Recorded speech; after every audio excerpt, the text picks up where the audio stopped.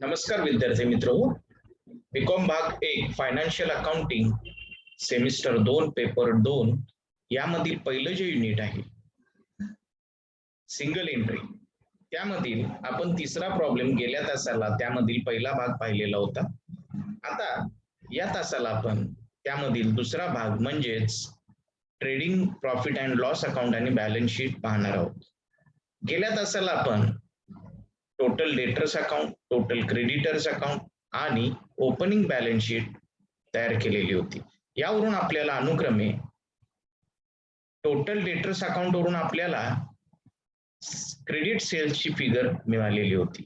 त्याचबरोबर total creditors account वरून आपल्याला क्रेडिट परचेसेसची फिगर मिळालेली होती. त्याचबरोबर ओपनिंग बॅलन्स शीट किंवा स्टेटमेंट ऑफ अफेअर्स वरून आपल्याला कॅपिटल मिळालेलं होतं. आता या तीन ज्या मिसिंग फिगर आपल्याला मिळालेल्या होत्या त्यावरून आपण फायनल अकाउंट आता तयार करू शकतोय.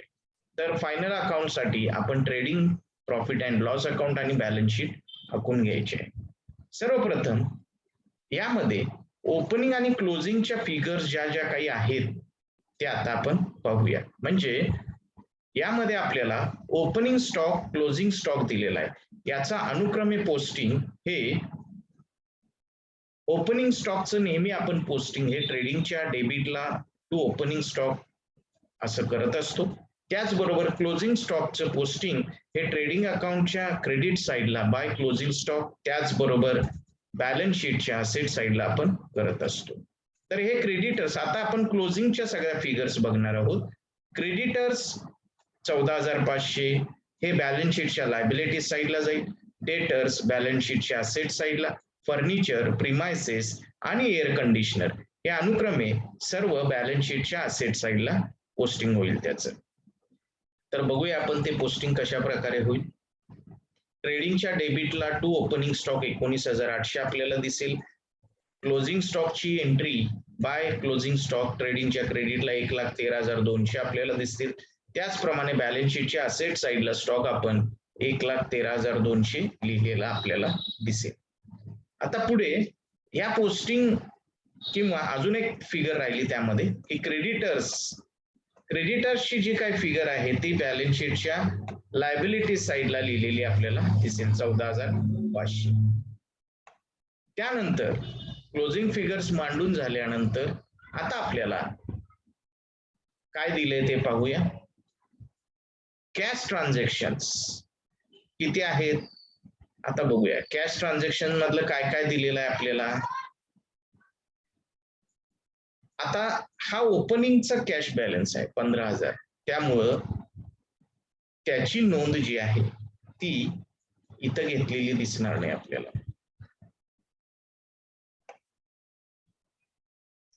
त्याचबरोबर रेंट, रेट्स, टॅक्सेस त्याची नोंद ही प्रॉफिट अँड लॉस अकाउंटच्या डेबिटला जाईल. सॅलरीज 1,12,000 त्याची नोंद सुद्धा प्रॉफिट अँड लॉस अकाउंटच्या डेबिटला जाईल. Sundry expenses profit and loss debit account.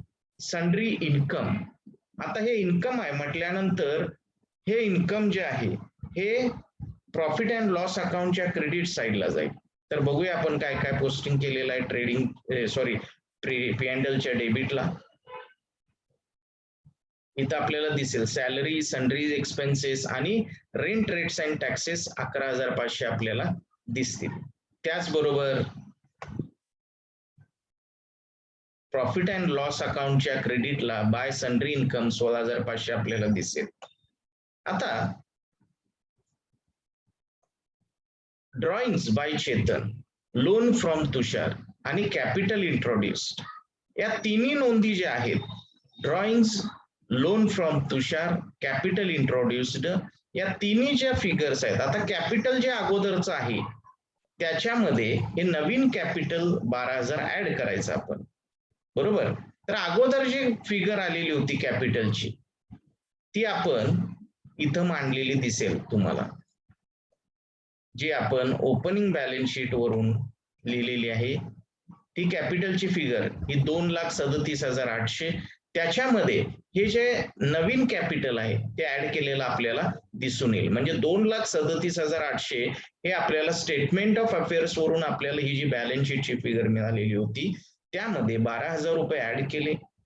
Total त्याची 2,49,800 आली. त्यातून ड्रॉइंग लेस केले 30,000. बरोबर, इथपर्यंत समजलंच असेल तुम्हाला. त्याचबरोबर लोनची फिगर सुद्धा बघा इथं 23,000 बॅलन्स शीटच्या लायबिलिटी साइडला आपल्याला घेतलेली दिसून येईल.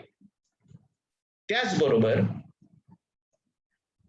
कॅश सेल्स, कॅश परचेसेस, आता या फिगर अनुक्रमे आपण ऍड करून घेणार आहोत. आता कॅश सेल्सची जी काही फिगर आहे ही किती दिलेली आहे? 11,500.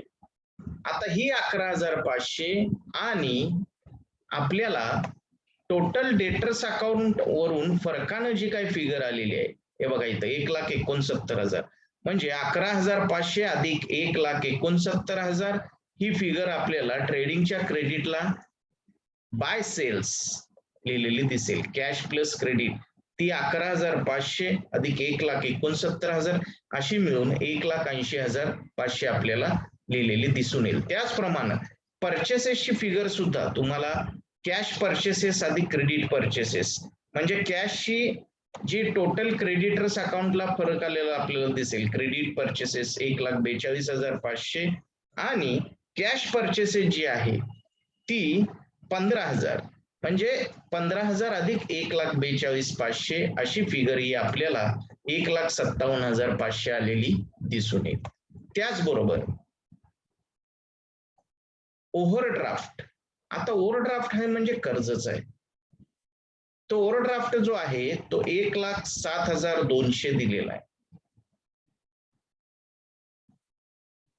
1,07,200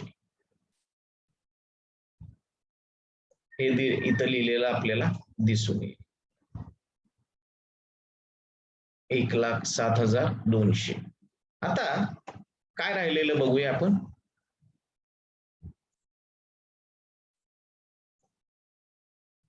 paid to creditors for air conditioner याची नोंद आपण अगोदरच केलेली आहे ओपनिंग बॅलन्स शीटला. त्यामुळं त्यातून लेस केल्यामुळं आपल्याला ही फिगर इथं घेता येणार नाही. 15,000ची अगोदरच नोंद आपण केलेली असल्यामुळं ओव्हरड्राफ्टची शेवटची नोंद आपण केलेली आहे. आता ऍडजस्टमेंट मधली जी बॅड डेट्सची नोंद आपण केलेली आहे बरोबर. आता बॅड डेट्स रिटर्न ऑफ 1,200 रुपये. आता बॅड डेट्स हा तोटा असल्या कारणाने एक नोंद आपण त्याची टोटल डेटर्स अकाउंटला या अगोदरच्या तासाला जो आपण प्रॉब्लेम सोडवलेला होता तिथं घेतलेली होती. आता बॅड डेट्सची नोंद, बॅड डेट्स हा तोटा आहे त्यामुळे तो आपण प्रॉफिट अँड लॉस अकाउंटच्या डेबिटला घेतलेला आपल्याला दिसून येईल. आणि डेटर्स मधून आपण का वजा केलेलं नाही तर आपण टोटल डेटर्स अकाउंटला त्याचं पोस्टिंग केल्यामुळे इतर डेटर्स मधून आपल्याला वजा केलेली दिसणार नाही. त्यामुळे अशा पद्धतीनं हे सर्व पोस्टिंग आता आपलं झालेलं आहे. तर आता क्लोज करूया आपण. ट्रेडिंग अकाउंटची टोटल ही क्रेडिटची टोटल मोठी 2,93,730 टोटल आपण डेबिटला मांडली. 2,93,700 येणारा फरक जो आहे to gross profit carried down 1,16,400. आता हा ग्रॉस प्रॉफिट हा पुढच्या वर्षी P&L अकाउंटच्या क्रेडिटला हा ब्रॉट डाऊन झाला 1,16,400. आता प्रॉफिट अँड लॉस अकाउंटची जी काही टोटल आहे ती डेबिटची टोटल मोठी आलेला आपल्याला दिसून येईल. म्हणजे ती टोटल जी आहे ती 1,42,730 टोटल आपण क्रेडिटला मांडली. येणारा फरक बाय नेट लॉस 9,800. हा 9,800 जो नेट लॉस आहे तो आपण बॅलन्स शीटच्या लायबिलिटीज साइडला जे काही कॅपिटल आहे त्यामधून ड्रॉइंग जसं लेस केले तसेच आपण नेट लॉस सुद्धा लेस करणार. कारण का जर नेट प्रॉफिट आतापर्यंत आलेला असेल किंवा आतापर्यंत आपण जे काही नेट प्रॉफिट येत होता तो त्यामध्ये आपण त्याची बेरीज करत होतो तर ती बेरीज न करता नेट लॉस हा व्यवसायाचा तोटा असल्या कारणानं कॅपिटल तेवढं आपलं कमी होतं. त्यामुळं 9,800 वजा केले. आउटरला 2,10,000 टोटल आली.